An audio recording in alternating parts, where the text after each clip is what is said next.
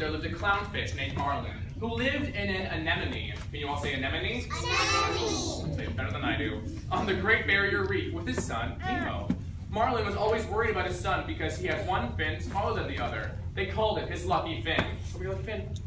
Lucky fin! One morning, Nemo was especially excited because it was his very first day of school. First day of school!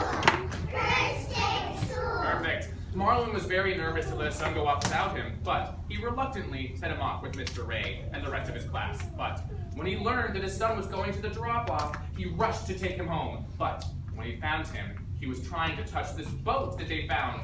And his dad said, "You think you can do these things, but you just can't." You think you can do these things, but you just can't. Exactly, defiantly, Nemo touches the boat.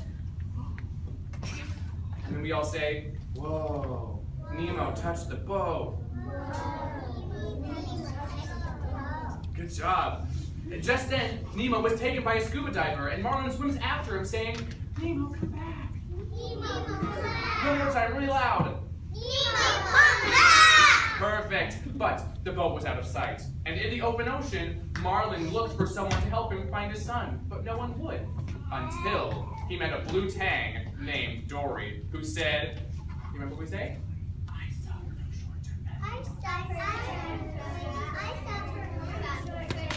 One more time all together, ready? I suffer from short-term memory loss. And so, with them, they go to the submarine. So my friends, to get to the submarine, we need to come up to the drop-off. Now my friends, so in our story, we take an elevator to get to all the different places. So, Sophie, what floor are we going to? Number 1. All right, going for number 1. Now, Owen, what obstacle do we have to get through on floor number 1? Soccer. We have to play soccer to get through floor number 1. Gotta go, and then we come back and line up on our gray line. Perfect. Oh, thank you all so much. So, now that we've made our way to the submarine, Marlin and Dory come across 3 sharks. Now, my friends, are these sharks nice, or are they vegetarians? They're vegetarians, and what do they say? Fish are food. Not food. Perfect. One more time all together. Ready? Fish are friends. Not food. Exactly. But after greeting them, Nemo? What? Nemo and Dory swam away out of fear of being eaten anyway. So, then they came across this trench. But something was telling Dory to swim through the trench, but Marlin insisted on going over. And when they were, Dory kept singing, Keep swimming, just "Keep swimming, just keep swimming, swimming, swimming. What do? We swim. Exactly. So they swim over the trench where they find the giant jellyfish. So to get through the jellyfish, we have to come over to the fisherman's boat. And what floor are we going to get to the giant jellyfish, Eric? Floor 1,100. Okay, we're going up to 4,100. 4,100. It's gonna take us a minute. And then we make it. So, getting through the jellies, hopping on their tops. Ready? Go. And make your way back to the gray line. Now, while we made it through very safely, Marlin and Dory weren't so lucky. They got stung by the jelly, and then they gently fall asleep floating in the ocean, landing on something very big that was moving. And then when they woke up, they found it was a giant sea turtle named Crush who said, "Whoa, dude, taking on the jellies." Whoa, dude, taking on the jellies. Yeah. And so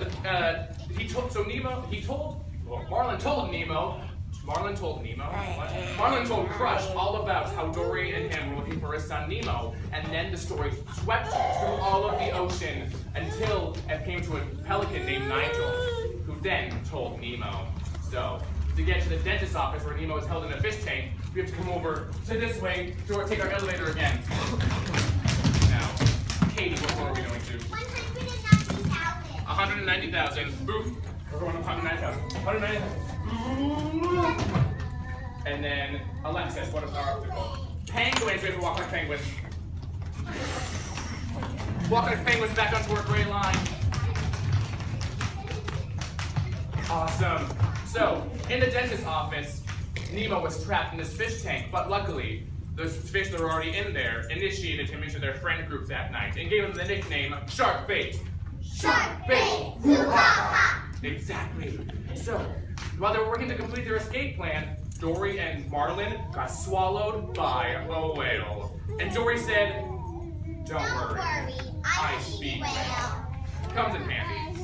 So, Marlin wasn't convinced, but while they were clinging on to the whale for dear life, they heard the whale say, Let's go. One more time all together. Let's go. And when they do, they get shot out of his blowhole and land in the city marina. Where Nigel the Pelican finds him and sweeps him up to take him to see his son. And at the dentist's office, Nemo was about to be gifted to the dentist's niece named Darla, who wasn't known to be very nice to her pets. So, when Nemo was put in the bag, he played dead. Play dead for me. Exactly. And then, when Marlin saw this, he thought the worst. So he swam away, but Nemo, who was still alive, got sent down the sink and into the ocean to find his dad. Once back in the ocean, Marlin said goodbye to Dory and left very, very sad.